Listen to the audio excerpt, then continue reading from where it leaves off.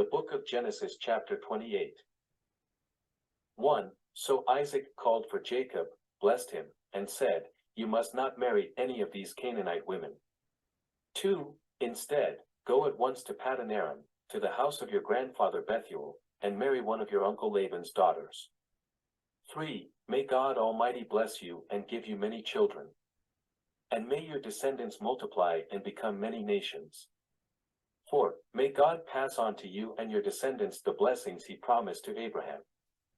May you own this land where you are now living as a foreigner, for God gave this land to Abraham. 5. So Isaac sent Jacob away, and he went to Paddan Aram to stay with his uncle Laban, his mother's brother, the son of Bethuel the Aramean. 6. Esau knew that his father, Isaac, had blessed Jacob and sent him to Paddan Aram to find a wife, and that he had warned Jacob, "You must not marry a Canaanite woman." 7. He also knew that Jacob had obeyed his parents and gone to Paddan Aram.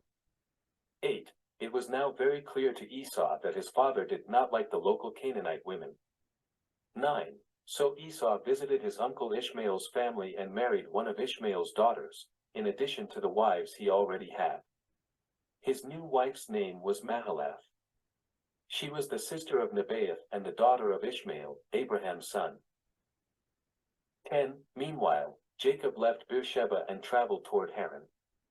11. At sundown he arrived at a good place to set up camp and stopped there for the night. Jacob found a stone to rest his head against and lay down to sleep. 12. As he slept, he dreamed of a stairway that reached from the earth up to heaven. And he saw the angels of God going up and down the stairway. 13. At the top of the stairway stood the Lord, and he said, "I am the Lord, the God of your grandfather Abraham, and the God of your father, Isaac. The ground you are lying on belongs to you. I am giving it to you and your descendants." 14. Your descendants will be as numerous as the dust of the earth. They will spread out in all directions, to the west and the east, to the north and the south. And all the families of the earth will be blessed through you and your descendants. 15. What's more, I am with you, and I will protect you wherever you go. One day I will bring you back to this land. I will not leave you until I have finished giving you everything I have promised you.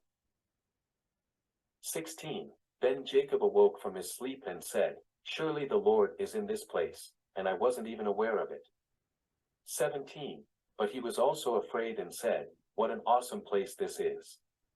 It is none other than the house of God, the very gateway to heaven." 18. The next morning Jacob got up very early.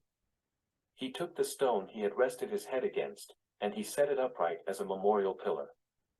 Then he poured olive oil over it. 19. He named that place Bethel, which means house of God, although it was previously called Luz. 20. Then Jacob made this vow, "If God will indeed be with me and protect me on this journey, and if he will provide me with food and clothing." 21. And if I return safely to my father's home, then the Lord will certainly be my God. 22. And this memorial pillar I have set up will become a place for worshiping God, and I will present to God a tenth of everything he gives me.